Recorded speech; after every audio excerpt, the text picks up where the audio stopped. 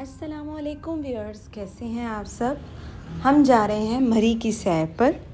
काफ़ी अरसे से हमारी फैमिली में ये बात चल रही थी कि किसी ट्रिप पे जाना चाहिए, थोड़ा रिलैक्स करना चाहिए, लेकिन कभी कोई बिज़ी होता था, कभी कोई। तो अब हमें चांस मिला तो हमने कहा वेस्ट नहीं करना इसको। वैसे तो पाकिस्तान का मौसम काफ़ी महीनों से गर्म है, लेकिन हमारा प्लान नहीं बन सक रहा था। वैसे मानसून के मौसम में निकलना नहीं चाहिए घर से, ये काफ़ी डेंजरस होता है। अच्छा, ऐसे किसी हॉलीडेज़ पे जाना हो ना तो फैमिली के साथ जाने का मज़ा आता है। अकेले अकेले जाने का वहाँ कोई मज़ा नहीं। तो हमने सारी फैमिली को पहले तैयार किया, मनाया और जल्दी जल्दी पैकिंग की, क्योंकि हमने अर्ली मॉर्निंग निकलने का प्लान बनाया था। मेंटली तो मैं काफ़ी अरसे से ही वेकेशन पे थी, इसीलिए मुझे ज़्यादा सोचना नहीं पड़ा। मुझे पता था मैंने क्या क्या रखना है और रास्ते के लिए मैंने क्या सामान लेना है। तो बस फिर रेडी किया और फिर हम सो गए थोड़ी देर और फजर पढ़ के हम लोग निकल गए। सुबह 10-11 बजे हम पहुंच गए थे। होटल्स की हमने ऑनलाइन रिज़र्वेशन कराई थी, लेकिन अनलकीली वो इतना अच्छा नहीं निकला। तो फिर उसके चक्करों में हमें बहुत एक डे हमारा पूरा वेस्ट हुआ और बहुत ख्वारी हुई। इसीलिए मेरा आपको मशवरा है कि अगर आप इस तरह का भी प्लान बनाएं और पूरी फैमिली हो तो कभी ऑनलाइन कोई अननोन होटल बुक ना करवाएं, जिसका कंफर्म हो कि बहुत अच्छा है वो करवाएं। तो नेक्स्ट डे हम लोगों ने पीसी भूरबन में शिफ्ट होने का प्लान किया और वहाँ पे हम पहुँच गए। सुबह उठते ही हमने नाश्ता किया और पीसी में चेक इन के लिए पहुँच गए। यहाँ के रूम्स काफ़ी स्पेशियस और कोजी हैं।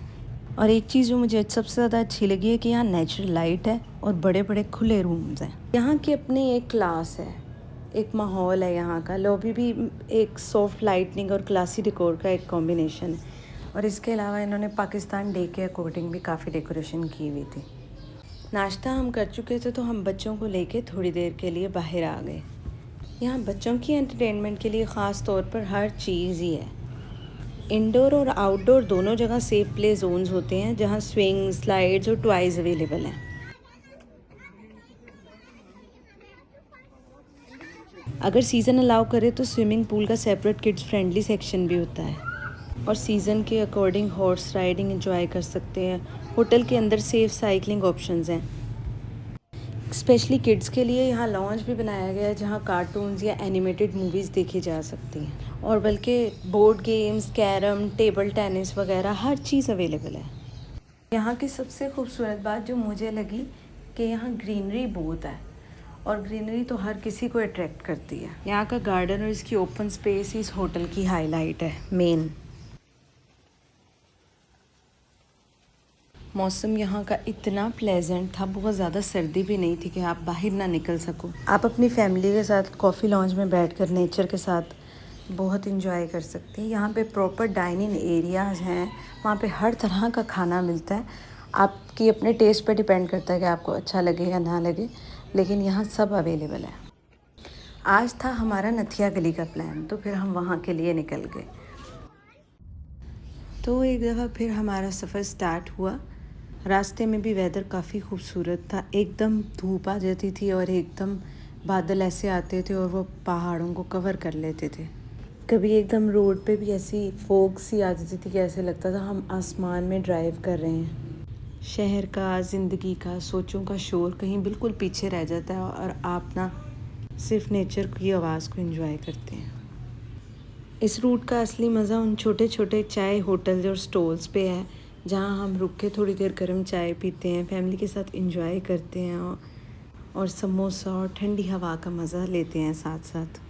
यहाँ एक जगह हम रुक गए थे कि ताकि बच्चे भी देख लें मंकीज़ वगैरह और वो भी थोड़ा एंजॉय करें रास्तों को, क्योंकि बच्चे बोर हो जाते हैं। यहाँ सब उनको खाना डाल रहे थे और वो भागे भागे पकड़ रहे थे। हम भी 10-15 मिनट यहाँ पे रुके और मंकीज़ को कुछ खाना वगैरह डाला और फिर हम दोबारा से चल पड़े।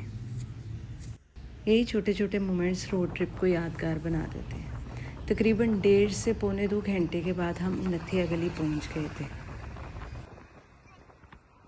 बहुत सारे ट्विस्ट एंड टर्न्स के बाद हम बिल आखिर नथिया गली पहुँच गए। नथिया गली में भी एंटरटेनमेंट का बहुत सा सामान था, zip line, sky cycling, sky jumping, हर चीज़ जो आपको खुश करे, हर चीज़ जो आपको मज़ा दे।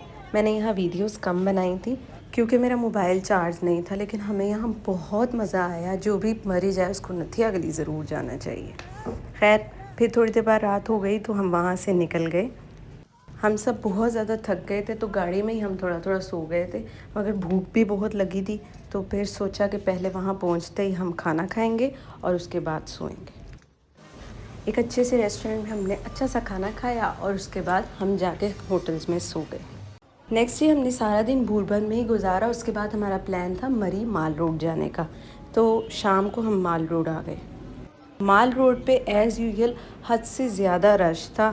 हर शॉप पे इतने लोग, इतना रश। हमारे पास अपनी गाड़ी थी लेकिन गाड़ी पे आने का यहाँ कोई फ़ायदा नहीं था क्योंकि गाड़ी तो चलनी नहीं थी और लोगों के रश के बीच में चला भी नहीं जा रहा था। तो हमने बच्चा गाड़ी ले ली। काफ़ी देर हम यहाँ घूमते फिरते रहे। फिर हमने कुछ शॉपिंग की जो कि मरी की एक यादगार के तौर पे, वरना वहाँ ऐसा कुछ ख़ास नहीं है जो यहाँ ना मिलता हो। उसके बाद हमने एक रेस्टोरेंट से दुम्बा कढ़ाई खाई। जब भी हम यहाँ आते हैं वहाँ से ज़रूर खाते हैं। इसका नाम पोपाई रेस्टोरेंट है। बहुत अच्छी कढ़ाई होती है उनकी। उसके बाद हमने थोड़ी देर माल रोड की और वॉक की, थोड़ा एंजॉय किया क्योंकि आज हमारा लास्ट डे था। कल सुबह हमने निकलना था। फिर हम होटल में आके सो गए और नेक्स्ट डे हम लोगों ने चेकआउट किया। अल्हम्दुलिल्लाह हमारा पीसी के साथ अच्छा एक्सपीरियंस रहा, मज़ा भी आया। लेकिन अब जाने का टाइम हो गया था। अच्छा हुआ कि हम टाइम पे निकल गए क्योंकि इतना ट्रैफिक ब्लॉक थी, इतना रश था कि हमें 1-1.5 घंटा यहाँ ही गाड़ी में हम फंसे रहे। फिर उसके बाद कहीं जाके ट्रैफिक खुली और हम लोग निकले। हमने सोचा था थोड़ी देर इस्लामाबाद भी रुकेंगे, इसलिए हम जल्दी निकल गए थे। इरादा तो हमारा था कि हम फैसल मॉस्क में नमाज़ पढ़ेंगे और सेंट जॉर्ज मॉल जाएंगे, थोड़ी शॉपिंग करेंगे वहाँ से, क्योंकि फिर पता नहीं कब दोबारा पूरी फैमिली के साथ इस तरह प्लान बने। लेकिन रास्तों के रश की वजह से हम इतना लेट पहुँचे इस्लामाबाद और यही सोचा कि फिर कभी सही इंशाल्लाह, क्योंकि नेक्स्ट डे मंडे भी था और सब ने अपने अपने कामों पर जाना था। तो हमने ये प्लान स्किप कर दिया। बट हमने यहाँ ही इतना एंजॉय किया कि मैं आप सबको भी यही सजेस्ट करूँगी कि अपने बिज़ी स्केड्यूल में से एक साल में एक दफ़ा इतना टाइम ज़रूर निकाला करें कि आप भी थोड़ा फ्रेश हों। अपने रूटीन से थोड़ा सा निकल के कुछ ऐसा करें कि आप थोड़ा सा, आपका जहन फ्रेश हो जाए, एक पॉजिटिव वाइब आपको मिल जाए, जिसके बाद आप फिर से एक न्यू स्टार्ट साथ काम कर सकें अपना और अपने टास्क को बेहतर तरीके से मैनेज कर सकें। इस्लामाबाद में हमने स्टॉप लिया और वहाँ एक्सपेक्टेशन से लंच किया और फिर से अपना सफ़र स्टार्ट किया। आई होप आपको मेरा ये वीलॉग अच्छा लगा होगा। जिस हद तक हो सका मैंने आपके लिए वीडियोस बनाई और अपने ट्रिप में मैंने आपको भी याद रखा। अब आप भी हमारे चैनल को सब्सक्राइब करें, लाइक करें, शेयर करें, ताकि आपकी अप्रिसिएशन के ज़रिए मैं आने वाले दिनों में इससे अच्छे वीलॉग्स लेके आ सकूं। अल्लाह हाफिज़।